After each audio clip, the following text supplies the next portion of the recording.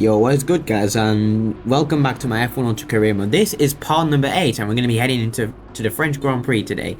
We brought some upgrades onto the car like 2 races ago, and this means that the car's now a pretty decent midfield contender. And the parts, yeah, I might need to do some more reliability because I don't really like having unreliable parts, to be fair, because then I'll take grid penalties. So yeah, we'll get on with qualifying and see what happens. For this weekend's French Grand Prix, the teams are making their last-minute adjustments before the lights go green, and the fight for pole position gets underway.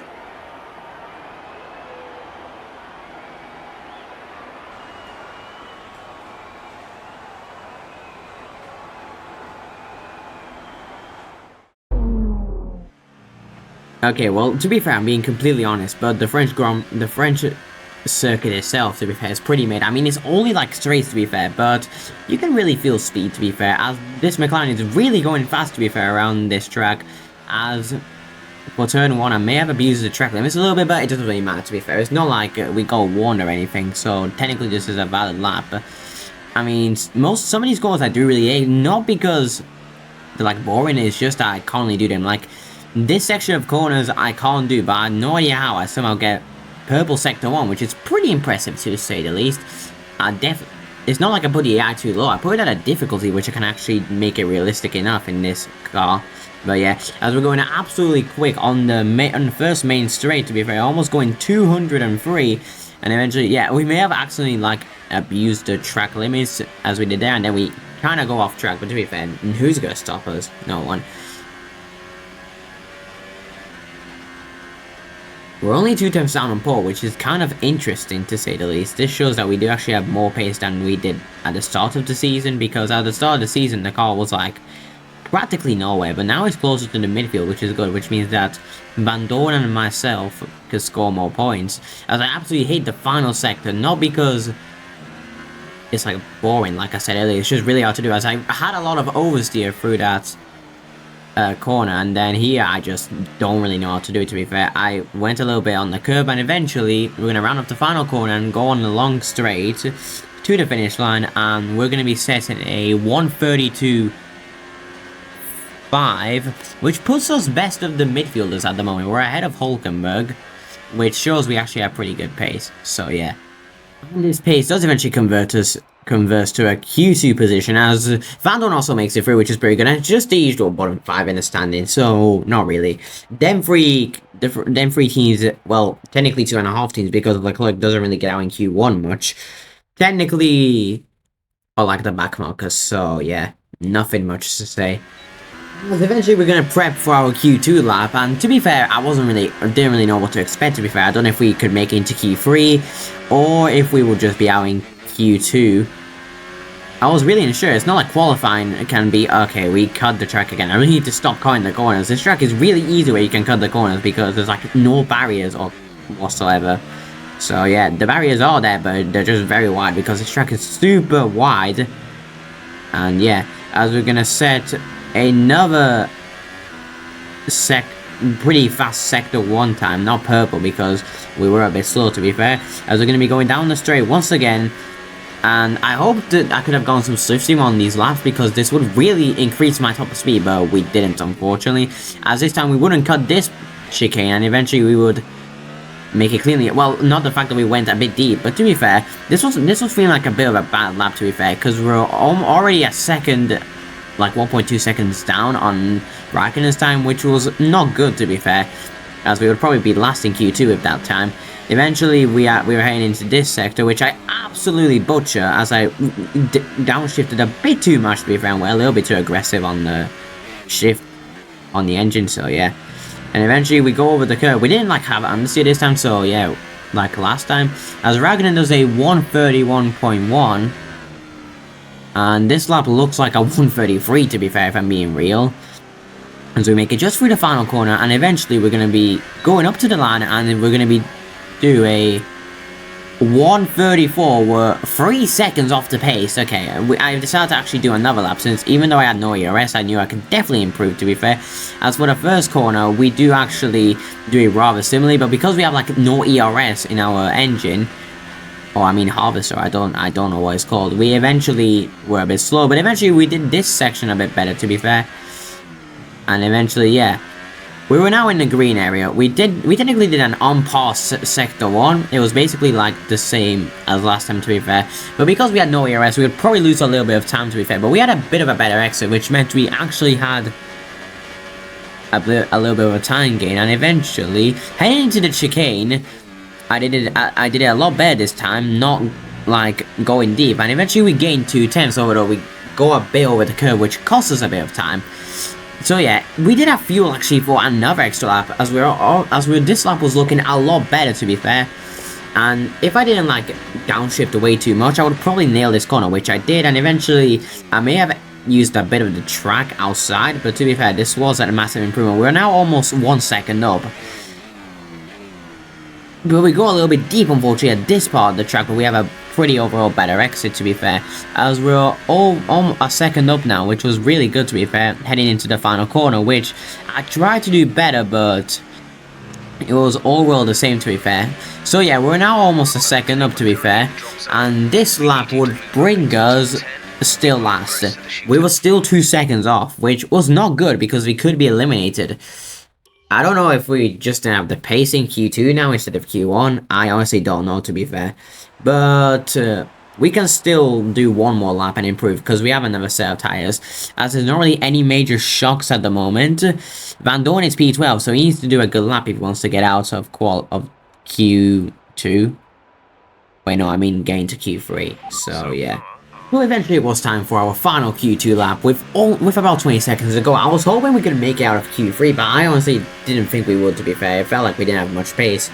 As yeah, we're gonna start our final lap. For the first corner, we do a lot better, to be fair, and gain a bit of time, but unfortunately the exit was not as quick as the previous lap, so we were starting to... we barely improved, to be fair, but we went a lot more aggressive through these set of corners.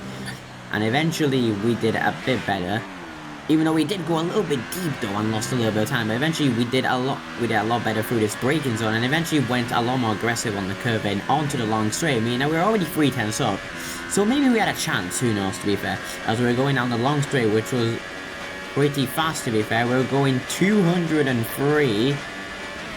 As we're gonna brake for the second chicane, and eventually we're gonna do it a bit better, and we have gained another 10th now, so this means that we're now about 4/10 up, to be fair. I don't know if this still was enough for Q3, but who knows. Eventually we're going to be going through the long S, which was rather extremely fast, to be fair, and eventually through this set of corners we use a bit more of the track, to be fair, and eventually we do this a lot better. I mean, we gain a couple of more 10s, to be fair, and we're now 5/10 up.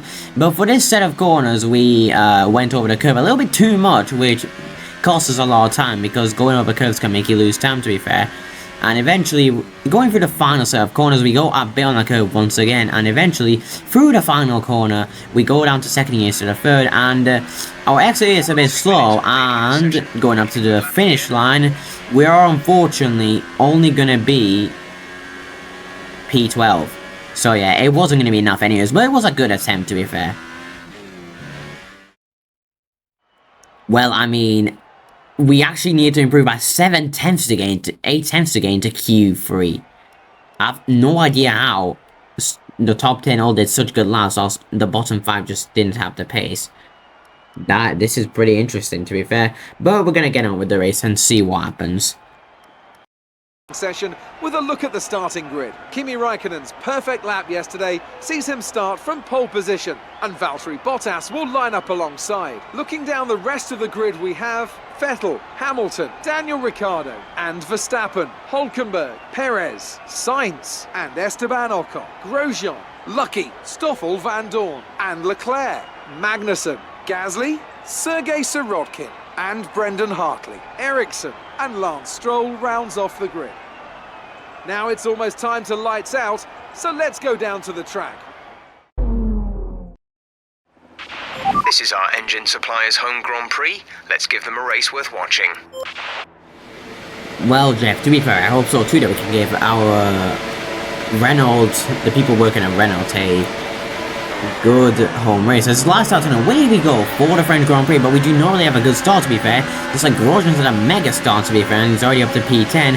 Van Dorn already wants to dive us, and he gets past us. I'm not going to bother fighting Van Dorn, to be fair, as I try to, but we go over the curve a bit, and oh, Leclerc gets past us. Okay, that was a bit unexpected from the driver, and Sorokin seems to be right on my gearbox now, but because the eye are really slow for here, we're going to go around on the inside of Leclerc and eventually get the move done. So yeah, we've gained our position back, even though we do cut the track, and eventually we've lost our position from where we started, as we're down to P13 now.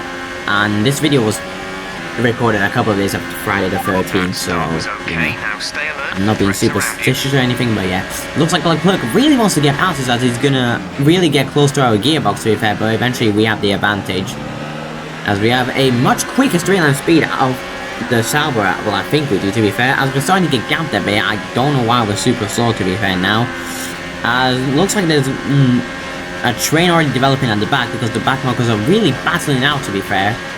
So this is going to be rather interesting, as I really want to stick with Van Dorn and the rest of the midfield train, because if I don't, then that is going to be a problem, because then I'll not have the pace whatsoever to stick with these guys, which is going to be a little bit concerning, of course. So yeah, and eventually Leclerc is on the softer compound, so I mean I could just let him go, to be fair, but I didn't want to do that. As we're rounding off the end of lap 1, and Raikkonen is still leading the race ahead of Bottas and then Vettel. Them three were really close in qualifying, only being separated by 15 thousandths, which is kind of interesting, as we're practically nowhere. As Leclerc has lost a little bit of time, I think. I'm not too sure how, but we are going to eventually get close again to Van Dorn. P13, you are currently in P13. That is Stoffel ahead of you. Less than a second separate you. They're on fresh super softs. Leclerc behind. The gap is less than a second. They're on fresh ultra softs. Our gap to first place is 7.2 seconds. Pit window will open in 10 laps time. Pit window opens in 10 laps. 26 laps to go. Okay, Jeff, but it's only lap 2. You don't gotta remind me there's still 26 laps to go. As Leclerc is gonna try and get past us, and he does, but I'm not gonna really find Leclerc, to be fair, if he's on the softer compound. I'll probably just let him go, and if he starts battling the guys ahead, this would really help us, this would really help me, to be fair. Why am I saying no? I don't know.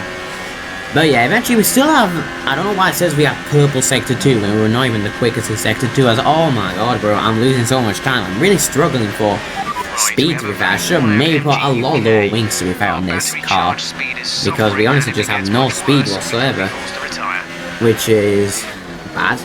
But we still have a massive gap behind to Gasly, probably because he's battling the Williams, and Magnus has not really had a good start, to be fair. He's lost positions to Sorokin, which is a bit bad, as Sebastian Vettel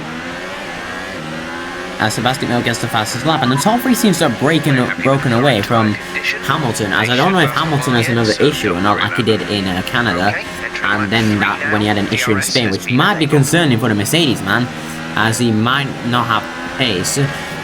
As yeah, we're just going to start lap 3, and to be fair, there's not really much happening except that everyone seems to be in a massive train.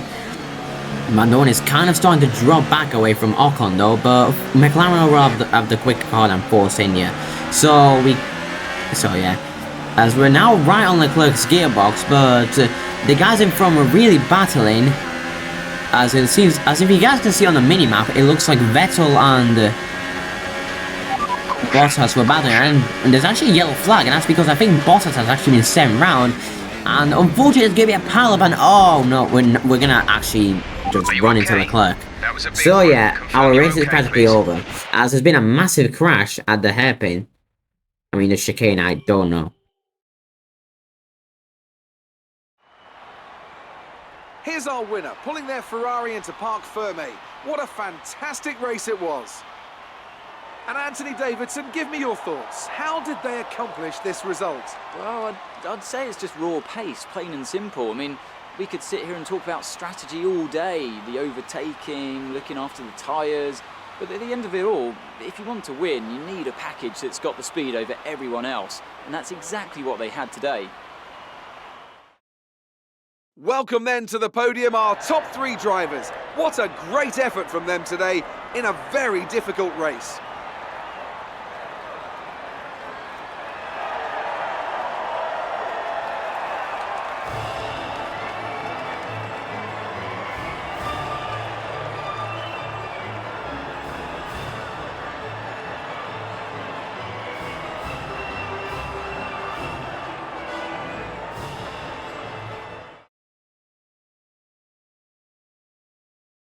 And now let's take a look at the driver's standings. It's a good result for Lewis Hamilton, who moves further ahead at the top of the table. And now I'd like to ask you, Anthony Davidson, who was your driver of the day? I'm going to go for Sebastian Vettel. People have suggested before that he can't race wheel to wheel, but as he showed today, it's nonsense. And here's how things are shaping up in the Constructors' Championship. We saw a dip in form from the championship leaders today. Their lead has taken a significant blow.